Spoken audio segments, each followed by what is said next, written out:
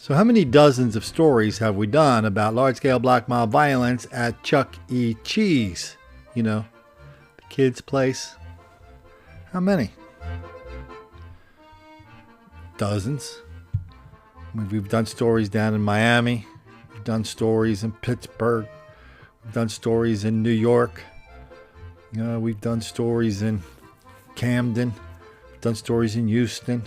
We've done stories in... this is a long list. Did I say Cleveland? Yeah, I said Cleveland. Done stories in outside of Miami. So at some point, somebody's going to start connecting the dots. Well, they already did in Chicago because they already gave one Chuck E. Cheese in Chicago its walking papers. It was in a white neighborhood. A bunch of black people used to go there all the time and start fights.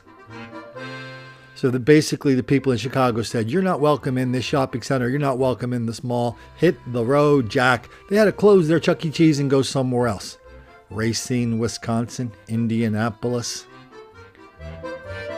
Florida. There's a pattern here. Violence at Chuck E. Cheese is a regular feature of life there, and it's a black thing. Easy enough to disprove. Anybody out there want to take down good old Colin, big bad Colin? Want to take me down? Calling me names is not really taking me down. Everybody's wise to that game. Just get a bunch of fights at Chuck E. Cheese where white people are doing it. Oh, and the couple of fights where white people are involved defending themselves, that doesn't really count, does it? So here's another story. It's in New Jersey. It's right across the river from where good old Colin lives, Deptford, New Jersey. So let's just call this video just another Chuck E. Cheese video. Pocket knife, a stabbing, and punches thrown. This was the scene at a South Jersey Chuck E. Cheese's last night. The whole thing caught on camera. NBC 10 Sydney spoke to people who were inside at the time and could feel the tension building. She joins us now live in Deptford tonight with new details on that part of the story. So Sid, what do they have to say? Aaron and Keith, one woman who didn't want to show her face on camera said she could feel that tension. She said she left her food on the table, grabbed her toddler son, and came outside. She says it was because the place was packed and parents were getting upset over wait times, but it turns out a fight over cigarettes could be at the center of this brawl. Look closely, and you can see punches being thrown as two women fighting inside this Deptford Chuck E. Cheese sparked a brawl that involved 15 to 20 people, all in front of kids. Police say it began with a pocket knife and a fight about cigarettes. It spilled onto the front sidewalk and parking lot. Two moms, which I think is crazy because me and my sister, we both have young ones like this age, and to bring a kid to, where you think it's going to be fun. Not one, but 5 area police departments responded to break up the brawl. An employee who tried to break up the altercation suffered a cut to his hand, and police say the women, ages 24 and 47, both of Philadelphia, face charges and will face a judge.